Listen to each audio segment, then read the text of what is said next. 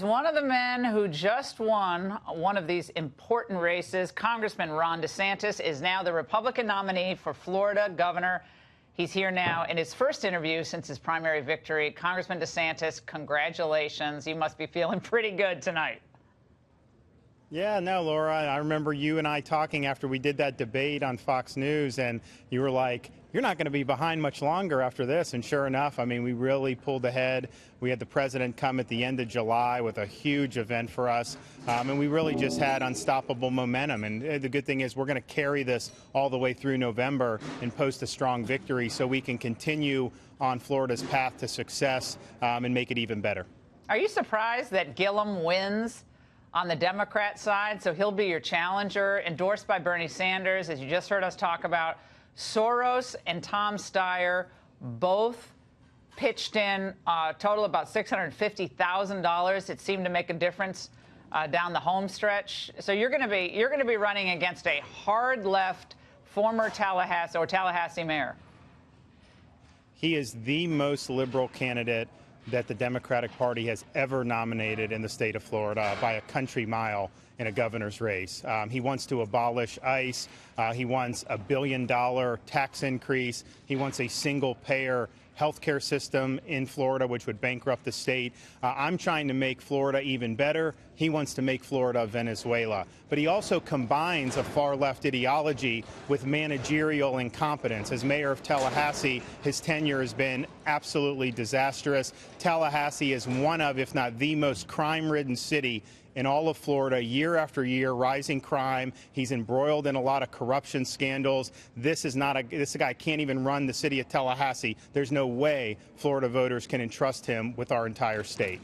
Now, Congressman DeSantis, in your jubilation, in your celebration, you may have missed that Alexandria Ocasio-Cortez tweeted out congratulations, not to you, but to your challenger, Andrew Gillum, saying the progressive movement is transforming the country, and he proved that again tonight. Gillum ran on Medicare for all, legalizing marijuana, abolish ICE, and more. Thank you, Florida voters. On to November. I'd wear that as a badge of honor tonight, Congressman. Well, look, we have people in Florida who have fled socialist countries like Cuba and Venezuela. They don't want that imported into Florida. We also have people who flee from left-wing policies in states like New York and Connecticut, and they don't want that imported into Florida. So I think we want to keep Florida great. We want to keep it going in a good direction, and going in the direction of an Ocasio-Cortez is just untenable, and it will not happen in Florida. Congressman, some of your critics will throw out this. They'll say, well, you won on Trump's coattails, but you're short on your own policy initiatives on a statewide level. How do you answer your critics? Yeah, well, it's not true at all. I mean, we have a solid vision for how to create high-paying jobs in Florida. I've been very strong on our environmental problems and solving our water crisis that we have in different parts of the state, and been only one of the few people who's ever stood up against some of the entrenched interests. Laura, you know they were spending millions of dollars to stop me in the race, and yet we did that. We've been very strong on illegal immigration, saying we need E-Verify in Florida. We can't have sanctuary cities. I've been somebody that's been a wholesale supporter of education reform, from parental choice to vocational education in the classrooms to more civics education. So we've been talking about these key issues time and time again, and we're going to continue to do that and spread the message far and wide. Did you hear from Putnam tonight? Did he give you a call? Yeah, no, look, he's a class guy.